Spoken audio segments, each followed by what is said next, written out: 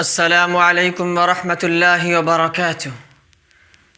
اے میرے بھائی اور اے میری بہن، بہت سی بار ہمارے ساتھ ایسا ہوتا ہے کہ ہم مایوس ہو جاتے ہیں، ہم پریشان ہو جاتے ہیں، ہمارا دل مضطرب ہو جاتا ہے، ہم بہت کچھ سوچنے پر مجبور ہو جاتے ہیں۔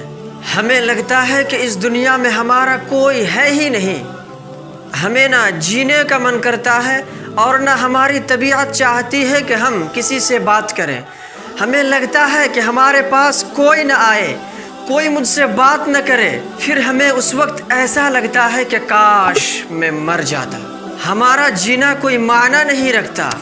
ہمیں بہت سی بار اس طرح کے کیفیت کا سامنا کرنا پڑتا ہے۔ ہمیں اور آپ کو بہت سی بار ایسا لگتا ہے کہ اس سورج کے ڈوبنے کے ساتھ ساتھ ہمارا دل بھی ڈوبا جا رہا ہے۔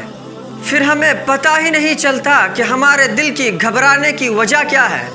جب ہم وجہ تلاش کرنے لگتے ہیں تو ہمارا دماغ کام کرنا چھوڑ دیتا ہے، یعنی ہمارا دل گھبراتا ہے، ہم پریشان ہو جاتے ہیں۔ اے میرے بھائی اور اے میری بہن، جب کبھی ہم اس طرح کے حالات سے دوچار ہوں تو ہم کیا کریں؟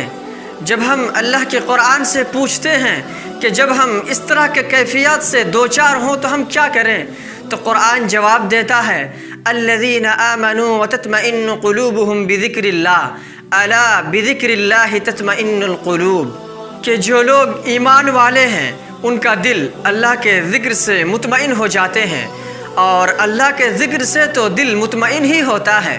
جب کبھی ہمارا دل اس طرح کی کیفیت سے دوچار ہو تو اس وقت ہم اللہ کا ذکر شروع کر دیں، اور اللہ کا سب سے بہترین ذکر قرآن پاک کی تلاوت ہے، اللہ کا ذکر نماز بھی ہے۔ اور جب ہمارا دل گھبرانے لگے تو ہم لا حول ولا قوت الا باللہ العلی العظیم کا ورد کرنا شروع کر دیں، قرآن پاک کی تلاوت شروع کر دیں، اور ہم 2 رکعت نماز پڑھ کے اللہ سے دعا کریں کہ اے اللہ ہمارے دل کو سکون عطا فرما۔ اور اس کے علاوہ اس گھبراہٹ، مصیبت، پریشانی، نا امیدی، اداسی سے نکلنے کے لیے جو سب سے زیادہ ضروری چیز ہے وہ یہ کہ ہم اپنے دل میں اس ایمان کو مضبوط کریں کہ جس اللہ نے ہمیں پیدا کیا وہ ہمیں چھوڑا نہیں، جس اللہ نے ہمیں بڑا کیا وہ ہمیں چھوڑے گا نہیں۔ اگر ہم مستقبل کے کسی معاملے کو لے کر پریشان ہیں کہ میرا کیا ہوگا، میری نوکری لگے گی یا نہیں، میری زندگی کس طرح بسر ہوگی، اگر ہم اس طرح کی باتوں سے پریشان ہیں، یا ہم بوڑھے ہیں، ہمارے پاس کوئی بیٹا نہیں، ہمارے پاس کوئی بیٹی نہیں، اور ہم اس بات سے پریشان ہیں کہ اگر ہم بیمار پڑ جائیں تو ہمیں کون دیکھے گا، اگر ہم ان چیزوں کی وجہ سے پریشان ہیں تو اے میرے بھائی اور اے میری بہن، ہم سب سے پہلے اپنے دل میں اللہ کی توکل کو مضبوط کریں، اللہ پر بھروسہ کو مضبوط کریں۔